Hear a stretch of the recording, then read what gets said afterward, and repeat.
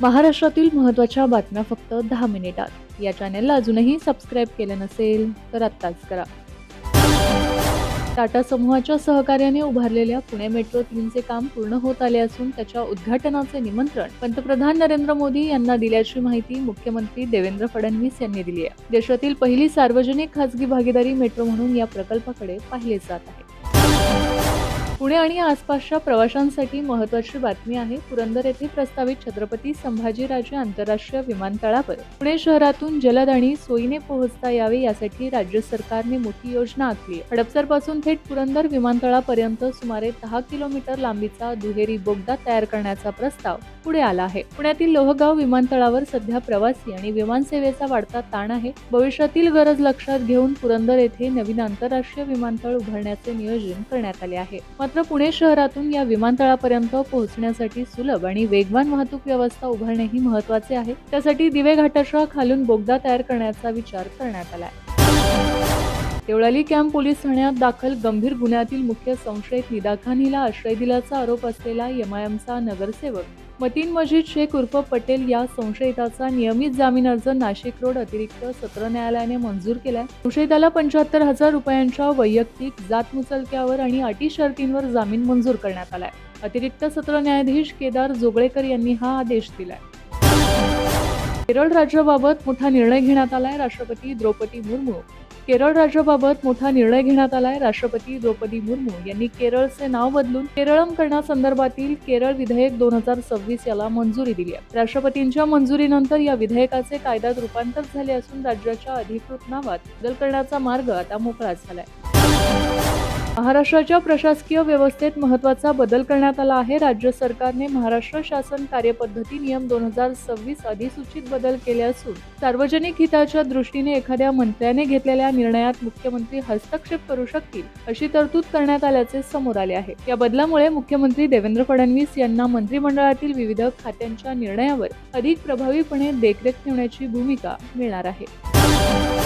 स्वातंत्र्यदिनी नवी दिल्लीतील काँग्रेस मुख्यालयात वंदे मातरम गायन सुरू असताना त्यात व्यत्यय आणल्याच्या आरोपांबाबत भाजप नेते आणि महाराष्ट्र भाजपचे मुंबई सचिव अखिलेश चौबे यांनी दिंडोशी पोलीस ठाण्यात तक्रार दाखल केली असून या तक्रारीद्वारे काँग्रेस नेत्या सोनिया गांधी, राहुल गांधी आणि मल्लिकार्जुन खरगे यांच्या विरोधात एफआयआर नोंदवून तपास करण्याची मागणी करण्यात आली आहे.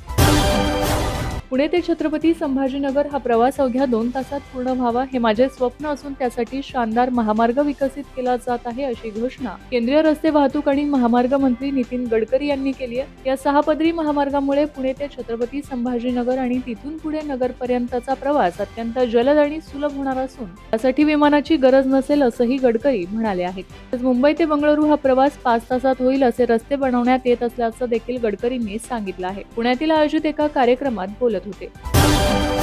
राज्यातील हवामानात सध्या चढ-उतार पाहायला मिळत असून काही भागात जोरदार सरी कोसळत आहेत तर काही ठिकाणी हलका ते मध्यम पाऊस होत आहे. त्यामुळे चांगल्या पावसाची अपेक्षा असलेल्या शेतकऱ्यांसह नागरिकांचेही लक्ष आता पुढील काही दिवसांच्या हवामानाकडे लागले आहे. कोकणातील काही भागात ढगाळ वातावरण राहण्याची शक्यता आहे. रायगड आणि रत्नागिरी जिल्ह्यांसाठी पावसाचा येलो अलर्ट देण्यात आला असून या जिल्ह्यांमध्ये काही ठिकाणी जोरदार ते मुसळधार पाऊस पडू शकतो. दुसरीकडे पालघर, ठाणे, मुंबई आणि सिंधुदुर्ग या भागांसाठी सध्या कोणताही अलर्ट देण्यात आलेला नाहीये. उत्तर महाराष्ट्रातील धुळे, नंदुरबार, जळगाव आणि नाशिक जिल्ह्यांसह घाटमाथ्यावर हलका ते मध्यम पाऊस होण्याचा अंदाज आहे. या भागात गेल्या काही दिवसांपासून पावसाचा जोर कमी झाला असून पुढील काळातही अशी स्थिती राहण्याची शक्यता आहे.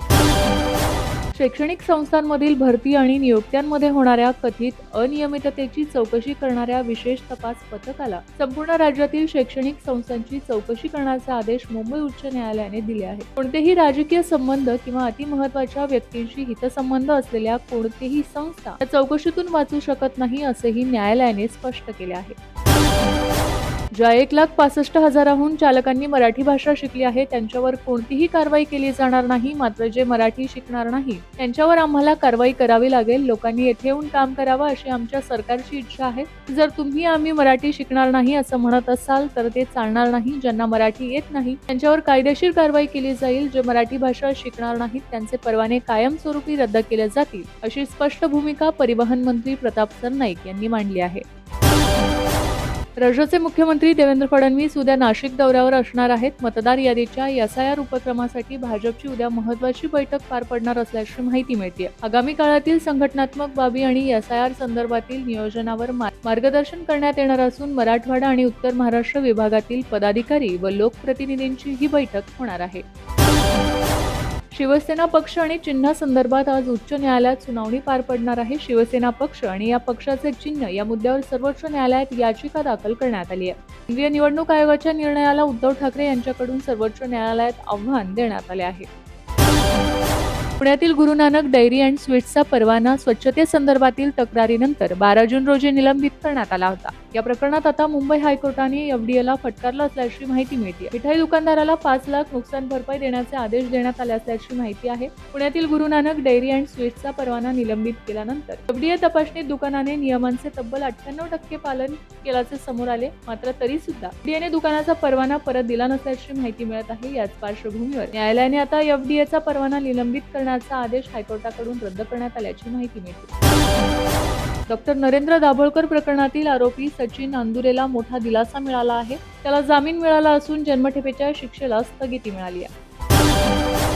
गणेशोत्सवाच्या पार्श्वभूमीवर उपमुख्यमंत्री एकनाथ शिंदे यांनी महापालिकांना निर्देश दिले असल्याची माहिती मिळते. गणेशोत्सवापूर्वी रस्ते खड्डेमुक्त करा असे आदेश उपमुख्यमंत्री एकनाथ शिंदेकडून महापालिकांना देण्यात आले आहेत. तसेच पावसाळ्यात तातडीच्या दुरुस्तीसाठी प्रीकास्ट आणि जिओ पॉलिमर तंत्रज्ञानाचा वापर करण्याच्या सूचना देखील देण्यात आल्या आहेत.